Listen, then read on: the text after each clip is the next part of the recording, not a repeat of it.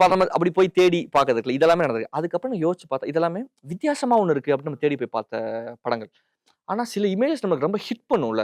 இது வேற என்னமோ நமக்கு சொல்ல வருது அப்படிங்கிறது இருக்குல்ல. அது வந்து எனக்கு பாம்பே பார்க்கும்போது எனக்கு பயங்கர லேட்டரா நான் பார்க்குறேன்.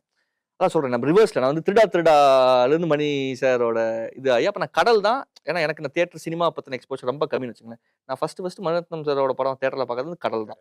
அதுக்கப்புறம் தான் நான் வந்து வேற மத்த எல்லா வகுசையும் நான் வந்து பார்க்குறேன். பாம்பே பார்க்கும்போது முதல் அந்த இமேஜ் இருக்குல்ல, அரவிந்த் சாமி சார் வந்து அவங்க கூட பேசிட்டு வந்துட்டு இருப்பாங்க. அந்த ரயில்வே ட்ராக்லேருந்து வருவாங்க. மனிஷா கொய்ராலாவோட ஓப்பனிங் இமேஜ். அந்த தோணிய அவங்க கட்டிட்டு இருப்பாங்க. கட்டிட்டு இருக்கவும் இவங்க வந்துருவாங்க. அந்த புக்கு கீழ விழுந்துரும். புக் இப்படி எடுக்க போகும்போது இப்படி பார்ப்பாங்க. அந்த திரை வந்து விலகும். அதாவது ஜஸ்ட் அவங்க பார்க்கறாங்க, பார்த்துக் கொண்டார்கள்ங்கிற மட்டும் இருக்கிறதுங்கிறது வேற. பட் அதுக்கு ஒரு மூட் இருக்கும். அது ராஜமோகன் சார் வந்து அதோட கூல் ப்ளூ இருக்குல்ல, அப்படி ஒண்ணு ஷூட் பண்ணியிருப்பாரு.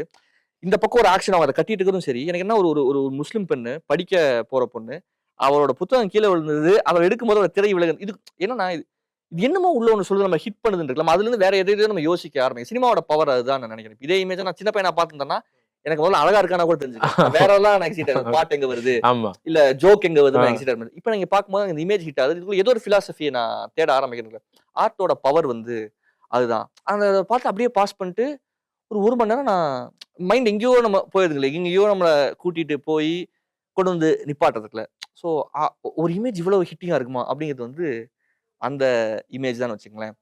அப்புறம் திரும்ப பாம்பே பார்க்குறோம். பாம்பே வந்து நான் பல வெர்ஷன்ஸ்ல பார்த்தேன். டிவில பார்த்துருக்கேன். அப்புறம் ஒரு டிவிடி இதுல பார்த்துருக்கேன். இப்போ ரீஸ்டோர்டு வெர்ஷன் பார்க்குறேன். ஐயோ! அதோட கலர்ஸ் அது அவங்க ஒரு ஒரு மூட் ஒண்ணு கிரியேட் பண்ணியிருக்காங்கல்ல.